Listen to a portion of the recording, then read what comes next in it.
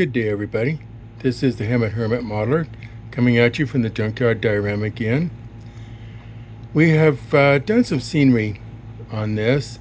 I'm looking at the diorama from the gravel road, and as you can see, there is a little bit of a raised area there in front of the blue van, those line of cars, and that's a roadbed that would have been, it's an abandoned actually roadbed, that would have been for a spur that would have serviced what would have been the depot, which is now the garage, a little freight depot, and then back there at the gas station. And that has now been abandoned, parts of it dug out to level things, and parts of it just left. Makes it more interesting that way. So we're walking along the line of which it would have taken, and as you can see, it would have gone right about where that 34 Ford and that T are sitting at. It would have come out between those two vehicles there and gone over to the behind the gas station, about where the road is at. The road has been leveled, and you can see where it joins now road bed. And we have some vehicles that we've added.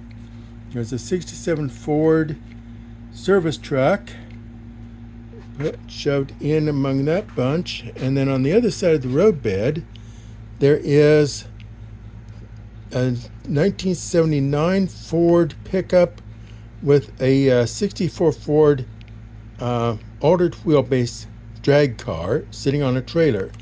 All of that's still connected, which is something that always intrigued me. I've seen that several times in real life, of the vehicles, old drag racing vehicles or auto racing vehicles of some sort, still sitting on a trailer, hooked up either to a pickup or sitting on a truck and never moved. I mean, just parked there and just left.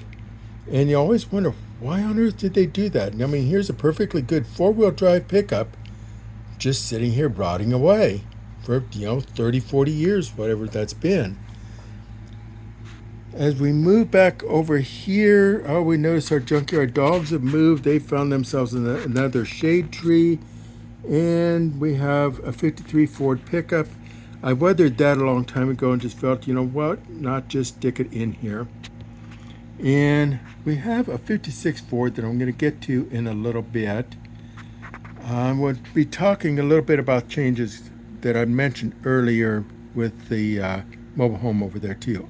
So anyway, this is where the spur would have come, just about where that road is at, and would have serviced the tanks there for that Trax gas station. So now this is what things are looking like this time as we look down the lane. I like to do this each time because each time it changes. And the next time you see this, there's going to be lots of briars and brambles and all kinds of other good little things put in here. Maybe even some thorn bushes and who knows what all I'm going to stick in there and make it, because we still got that junkyard dog sitting over there guarding that 57 Ford. He must be happy he hasn't moved. And we have our line of cars that are for sale. And this is the view now looking back towards those from that line. And now we come to the 56 Ford. I mentioned that we talked about it. When I do model railroads or any kind of diorama, I like to have a backstory. I don't want to just stick the cars on and just scenic them in.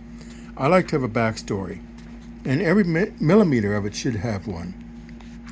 Well, this backstory is that this car was about 10, 15 years old. It's a 1956 Ford Crown Victoria, so someplace in the late 60s, it would have had a fire underneath the hood. Well, being that age, they really weren't worth fixing. Would it cost more to fix it than it was worth at that point. So now the junkyard owner got a hold of it. He always planned on fixing it, with parts that he had around. Never got around to it.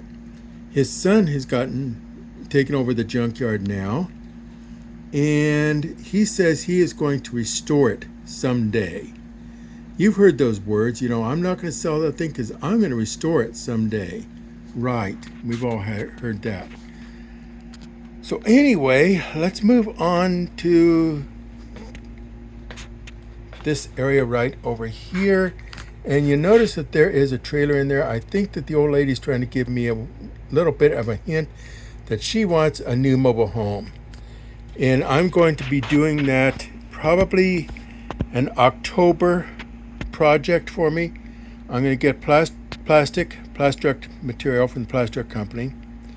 And I'm going to build a really nice mobile home. It's still going to be based on the 51 and 54 units that I based this one on. But I'm going to build it right, and I'm going to build it nice. I live in a mobile home in a very beautiful mobile home park. As a matter of fact, this park that I live in is surrounded by a golf course. The mobile home park is part of a golf course. So I really feel that I need to reflect these mobile homes in a much more positive manner than what I was doing with this in here. It's fun to weather it like that. I mean, that was a lot of blast, and I just had a lot of fun weathering that. But at the same token, I'm not doing a good service to my mobile home park here. And I feel that I need to make sure that I do a much better home for them. So that's what we're going to be doing in October.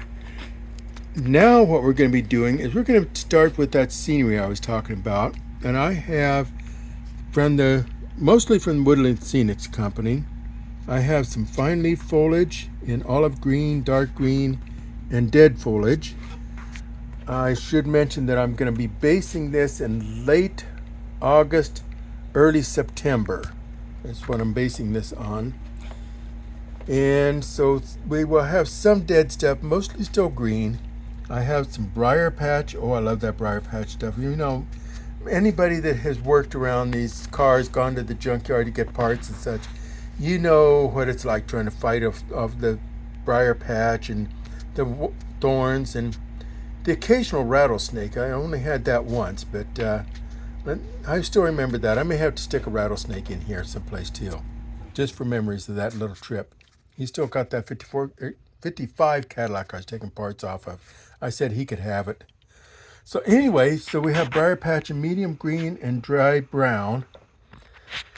I have a lot of field grass, like what I used over by the ditch by the gravel road. I've already used some of that there. And then I had to get fruit and flowering foliage. And the fruit I had to get with oranges in order to get my apples that I wanted. And since I'm basing this in the Midwest, somewhat Iowa, I don't think I'll see a lot of orange trees there. So anyway, yeah, and then we've got the burnt grass and the underbrush, all that underbrush. Oh man, anybody that's dug around those old cars, they know that underbrush is not the most enjoyable thing to work around. So anyway, I will be adding all of that to this scene, and I'll let you follow along as I do that, as I've been doing with everything else. And like I said, there's that group of bush right there will make some dead trees, and that came out of my front yard, actually, of all crazy places. So anyway, this is where we are at now. This is the Hermit Modeler. I thank you all for stopping by. I thank you for hitting the like button and encourage you to do that. I appreciate all that have subscribed. And please continue to, those of you that have not subscribed, please do so and ring that bell so that you get future episodes. And then once again, this is the Hermit Modeler. I'm off the air and gone.